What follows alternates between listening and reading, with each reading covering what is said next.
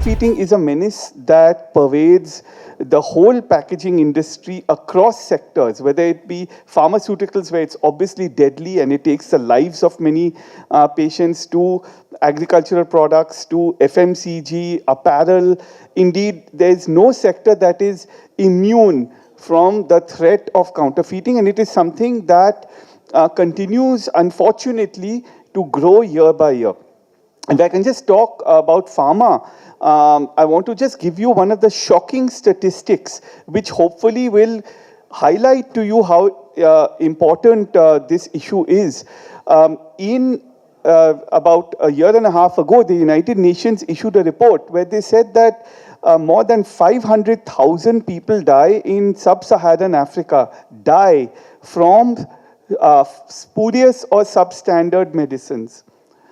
And I looked it up. At that time, I looked up the total number of deaths from COVID in the same region, sub-Saharan Africa. It was 300,000.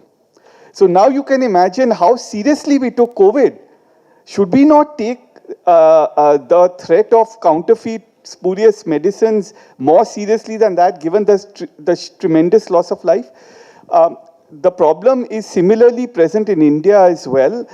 We will have an expert to my right, Mr. Manoj Kochar, who is the president of the Authentication Solution Providers Association, just talk a little bit about that. Before I hand it over to Mr. Kochar, just one additional point I wanted to make, that India is really, and I'll just focus on pharmaceuticals, India is the pharmacy to the world.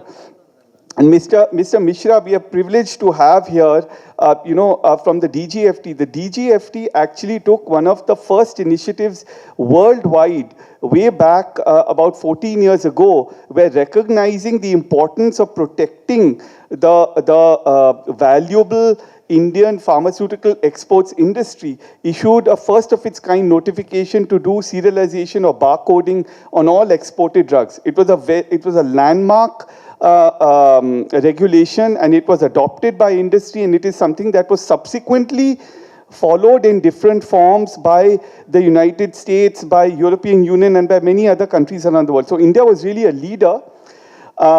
It was something that for many, many years I was hoping would be done for the domestic market as well, and finally in 2023, there was a regulation that came out for the top 300 brands in India to have QR coding as well as verification, and that too was adopted by the pharma industry. So it is something that I feel as India we have recognized for exports first, and then after a few years even for the domestic market, and I really hope that the top 300 will expand to 500 or 1,000. Why can we not cover every single medicine? Why can we not protect the life of every consumer?